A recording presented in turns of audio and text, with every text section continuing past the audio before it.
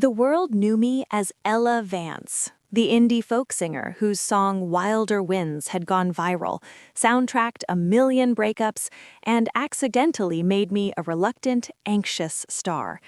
The world wanted a piece of me, my time, my smile, my pain. So I bought the one thing no one could follow me into: silence. Maplewood Cabin was listed as uninsulated, rustic, and utterly isolated on the shores of glacial Lake Ora in remote Washington state. It was perfect.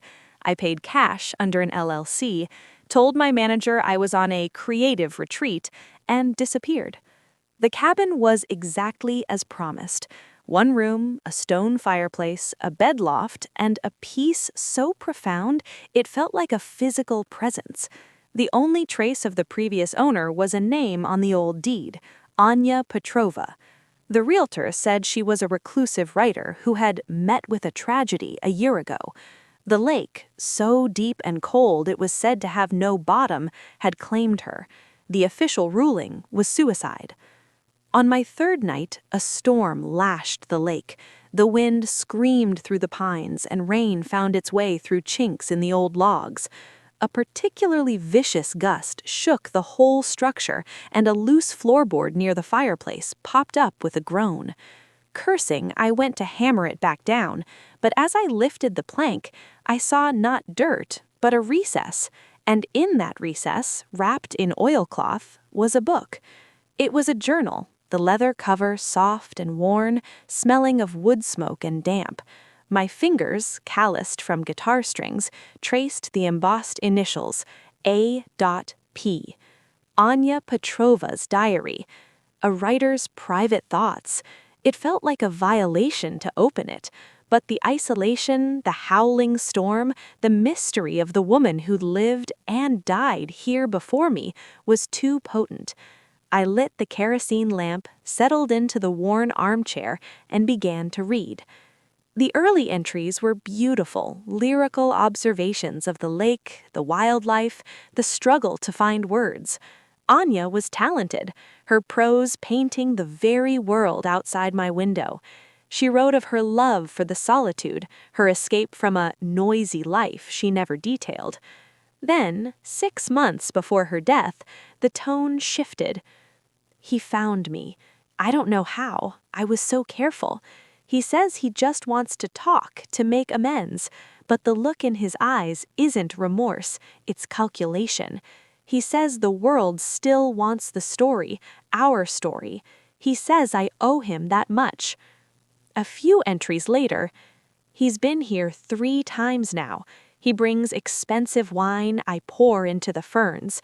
He talks about the money a memoir would make. The tragic, beautiful muse, he calls me. He doesn't see me as a person. I am a character in his comeback narrative. He's slipping, he says. The world forgot him. I am his ticket back into the light. I told him no. The silence here is my story now.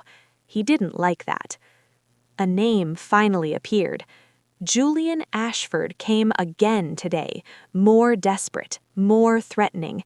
He said if I won't write the book with him, he'll write it alone, and his version, he smiled, would paint me as the villain who destroyed his genius. He said no one would question it. They'd believe the famous Julian Ashford over the hermit in the woods. My blood ran cold. Julian Ashford, the literary wunderkind of the 90s, whose dark, lyrical novels had defined a generation. He'd vanished from public life a decade ago after a scandal involving a plagiarized manuscript and a rumored breakdown. He was a ghost, and he'd been here, in this cabin, terrorizing Anya. The entries grew more frantic. I found microphones, tiny in the fireplace lintel, in the old bear-shaped cookie jar. He's listening. He's trying to steal my words, my peace, my truth. I'm going to the town sheriff tomorrow. I have proof. The next entry was a single scrawled line, the ink blurred as if by water or tears. He knows I'm going to the police. And then, the final entry, dated the day the official report said she jumped from the cliffs into the lake. The handwriting was steady, deliberate, a stark contrast to the previous panic. If you're reading this, I didn't jump. I was pushed. He's here now. He's outside. He cut the phone line. He says we're going for a walk to talk things over. I know what that means. I'm hiding this. You, whoever you are, find Sheriff Dale Mitchell in town. Tell him to check the loose stone in the north-facing fireplace. I hid the USB drive there. It has everything. Don't trust the quiet. It lies. The journal ended. I sat, frozen, the storm's fury now a distant echo compared to the tempest in my mind. Anya Petrova didn't kill herself. She was murdered by Julian Ashford, a literary giant turned predator. My eyes snapped to the fireplace, the north-facing one, this very room. I scrambled to the hearth, running my hands over the rough, soot-stained stones. One, near the base, wobbled. My heart hammered against my ribs as I pried it loose. Behind it, in a small, waterproof case, was a tiny USB drive. I held it in my trembling hand. This was proof, a dead woman's testimony, and I was alone in the woods with it, while the ghost of a murderer presumably thought his secret was buried at the bottom of a lake. The paranoia Anya described flooded me. Was it just the wind, or was that a footfall on the porch? Were the shadows by the window just pine boughs, or a figure? I had two choices: run now in the stormy dark and try to make it to town, or stay, barricade myself in and hope whoever might be out there didn't know the diary had been found. As I weighed the options, my phone, which had no service but still had battery, lit up with a notification, a calendar alert I'd forgotten. Meeting with Historical Society, 10 a.m. to discuss potential purchase of Maplewood Cabin for preservation. Representative J. Ashford. The meeting was for tomorrow morning.